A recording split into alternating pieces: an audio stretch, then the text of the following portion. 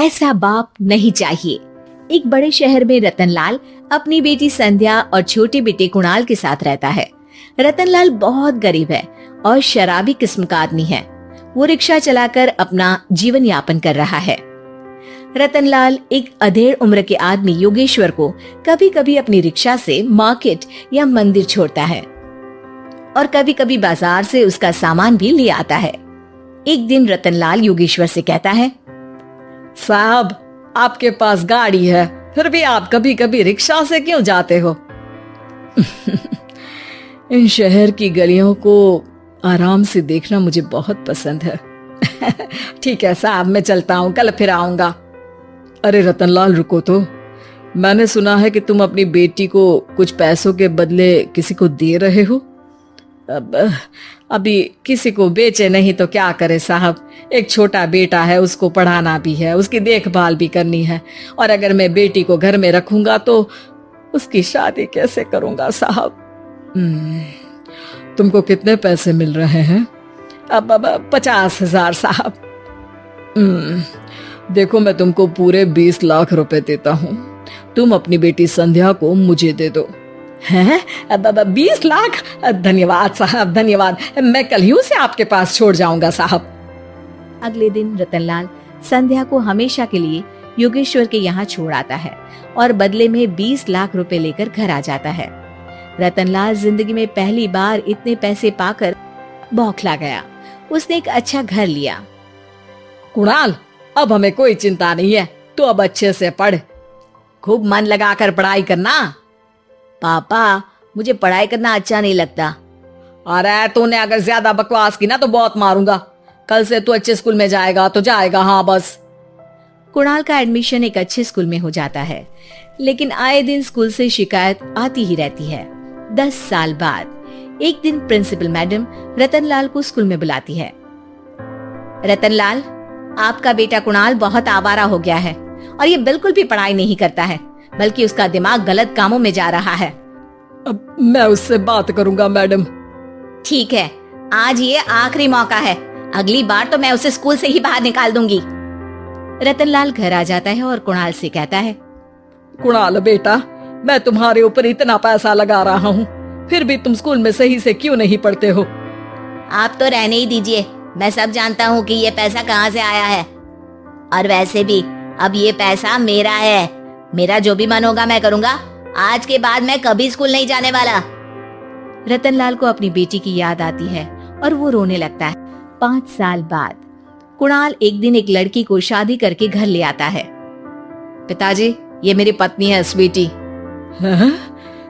तुमने शादी कर ली? हाँ, शादी कर ली मैंने, दिखाई नहीं दे रहा? और अब से आप फिर से कमाना शुरू कर दो, बहुत बैठ कर खा लिया। कुणाल, तुम इस बुड्ढे को घर में क्यों रख रहे हो? देखो ना, ये शराब पीता है, इसे घर से बाहर निकाल फेंको। अरे स्वीटी, ये मेरे पापा है, कैसे बाहर निकाल दूं? और वैसे भी घर में कोई तो चाहिए ना काम करने वाला, नौकर समझ कर रख लो। इस बुड्ढी को तो घर से बाहर निकाल कर ही रहूंगी मैं कब तक इसके लिए खाना बनाऊंगी? स्वीटी एक दिन घर के बाहर पार्क में अपनी दोस्तों के साथ बैठी होती है। तभी वो रतनलाल को बुलाती है। पिताजी, मेरे कमरे में मैं अपना फोन छोड़ आई हूँ, जरा ला कर तो देना। हाँ जरूर, अभी लेकर आता हूँ। रतनलाल फोन लेकर आ जाता है। कुछ समय बाद स्वीटी के फ्रेंड्स भी चले जाते हैं। स्वीटी अंदर आकर शोर मचाती है। चोर चोर! कहाँ है चोर? मुझे तो यहाँ कुछ नहीं दिख रहा। अरे ये अलमारी खुली पड़ी है, जरूर किसी चोर ने ही खोली होगी। अरे कौन आया था यहाँ? यहाँ तो पिताजी आए थे बस। अरे बहू, मैं चोर नहीं हूँ। मुझे तो आप पर अब बिल्कुल भी विश्वास नहीं है पिताजी, क्योंकि जब आप पैसे के लिए दीदी को बेच सकते हो तो आप चोरी भी तो कर ही सकते हो। अरे लेकिन वो सब तो मैंने तेरे भले के लिए किया था ना। मैं तो कहती हूँ कि हमें इनकी कमरे की तलाशी लेनी चाहिए। तुम बिल्कुल सही कह रही हो, चलो। स्वीटी और कुणाल दोनों रतनलाल के कमरे की तलाशी लेते हैं और उन्हें वहाँ स्वीटी की ज्वेलरी और पैसे मिल जाते हैं। मैं तो पहले ही जानता था कि चोर आप ही हो। निकल जाओ मेरे घर से और दोबारा अपनी शक्ल मत दिखाना। रतनलाल आंखों में आंसू लिए घर से निकल जाता है। स्वीटी मन ही मन सोचती है, आज तो मेरी प्लानिंग सफल हो गई। जैसा मैं चाहती थी ऐसा ही किया और बड़ी आसानी से उस बुड्ढी को चोरी का इल्जाम लगाकर घर से भगा दिया। रतनलाल की हालत अब ज्यादा खराब हो गई और वो सड़क पर बैठकर भीख मांगकर खाने लगा। एक दिन वहां एक गाड़ी आकर रुकी और सड़क पर बैठे सभी भिखारियों को अपने सेंटर ले गई। एनजीओ की मालिक संध्या एक एक करके सभी को सुविधा मुहैया कराती है। तभी उसकी नजर रतनलाल पर पड़ती है। पिताजी, संध्या तू? पिताजी आपकी ये हालत कैसे हुई? ये सब मेरे बुरे कर्मों की सजा है जो मुझे मिल रही है। मुझे माफ कर दे बेटी।